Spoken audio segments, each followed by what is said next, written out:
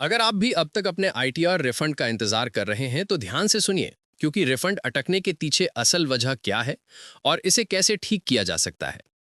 कई करदाताओं का आईटीआर रिफंड अब तक नहीं आया है, जिसकी वजह बैंक विवरण की गलती, नाम मिसमैच, प्री वैलिडेशन ना होना, पैन आधार लिंक ना होना या गलत क्लेम हो सकता है। पोर्टल पर व्यू फाइल्ड रिटर्न में स्टेटस चेक करें। यदि रिफंड असफल दिखे तो रिफंड री इशू के जरिए दोबारा आवेदन कर सकते हैं। अगर आपने भी 16 सितंबर की समय सीमा से पहले अपना income tax return ITR file कर दिया था, तो जाहिर है आपकी निगाहें अब अपने बैंक अकाउंट पर टिकी होंगी। हर टैक्स पेयर उस मैसेज का बेसब्री से इंतजार कर रहा है, जिसमें रिफंड क्रेडिट होने की जानकारी होती है। हालांकि आईटीआर फाइलिंग का सीजन खत्म होने के बाद भी एक बड़ी संख्या में ऐसे करदाता हैं जिनका रिफंड अभी तक प्रोसेस नहीं हुआ है या उनके खाते में नहीं पहुंचा है। अगर आप भी इसी कतार में खड़े हैं तो सिर्फ इंतजार करने से काम नहीं चलेगा। आपको ये समझना होगा कि आखिर देरी क्यों हो रही है। अकाउंट में कब क्रेडिट होगा रिफंड का पैसा? आमतौर पर रिटर्न फाइल करने और उसके वेरिफिकेशन के कुछ ही हफ्तों के भीतर विभाग रिफंड जारी कर देता है। 16 सितंबर तक जिन लोगों ने अपना रिटर्न दाखिल कर दिया था, उनमें से कई लोगों का रिफंड आ चुका है। लेकिन अगर आपको अभी भी इंतजार करना पड़ रहा है तो सबसे पहले अपनी फाइलिंग का स्टेटस चेक करना जरूरी है। यह ध्यान रखना महत्वपूर्ण है कि जो लोग समय पर रिटर्न नहीं भर पाए थे, उनके लिए विलंबित रिटर्न भरने की आखिरी तारीख 31 दिसंबर है, लेकिन इसके लिए उन्हें पेनाल्टी चुकानी होगी।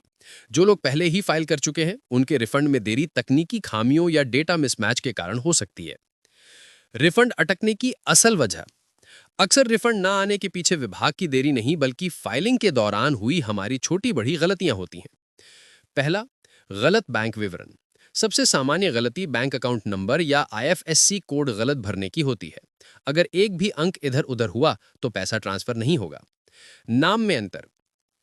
अगर आपके पैन कार्ड पर लिखा नाम और बैंक अकाउंट में दर्ज नाम में कोई भी अंतर है या स्पेलिंग मिसमैच है, तो सिस्टम रिफंड रोक सकता है। प्री वैलिडेशन की कमी। आईटीआर रिफंड केवल उसी बैंक अकाउंट में क्रेडिट किया जाता है जो इनकम टैक्स पोर्टल पर प्री वैलिडेटेड हो। अगर आपका खाता वैलिडेट नहीं है तो पैसा नहीं आएगा। पैन आधार लिंक ना होना। सरकार ने पैन को आधार से लिंक करना अनिवार्य कर दिया है। अगर ये लिंक नहीं है तो आपका रिटर्न प्रोसेस होने में बाधा आ सकती है। गलत क्लेम। अगर आपने टैक्स कैलकुलेशन में गलती की है या ऐसे डिडक्शन क्लेम किए हैं जो मान्य नहीं है, तो विभाग आपके रिफंड को रोककर जांच कर सकता है। घर बैठे मिनटों में चेक करें अपना रिफंड स्टेटस। चिंता करने के बजाय आप खुद ऑनलाइन चेक कर सकते हैं कि आपकी फाइल कहां अटकी है। इसकी प्रक्रिया बेहद सरल है। सबसे पहले इनकम टैक्स विभाग की आधिकारिक वेबसाइट पर जाएं। वहां अपने यूजर आईडी यानी पैन नंबर और पासवर्ड की मदद से लॉगिन करें। लॉगिन होने के बाद ई फाइल टैब पर जाएं और इनकम टैक्स रिटर्न वाले विकल्प को चुनें। यहां आपको व्यू फाइल्ड रिटर्न पर क्लिक करना होगा। अगली स्क्रीन पर आपको अपने रिफंड का वर्तमान स्टेटस दिख जाएगा। रिफंड री इशू का तरीका। अगर स्टेटस चेक करने पर पता चले कि रिफंड जारी किया गया था लेकिन असफल हो गया, या फिर फाइलिंग को 1 महीने से ज्यादा हो गया है और कोई अपडेट नहीं है, तो आप शिकायत दर्ज कर सकते हैं।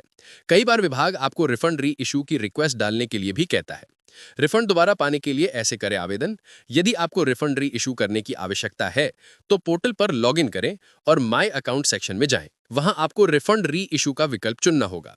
उसके बाद रिफंड री इशू रिक्वेस्ट पर क्लिक करें। यहां आपको अपना पैन नंबर, असेसमेंट ईयर और बाकी जरूरी जानकारी भरनी होगी।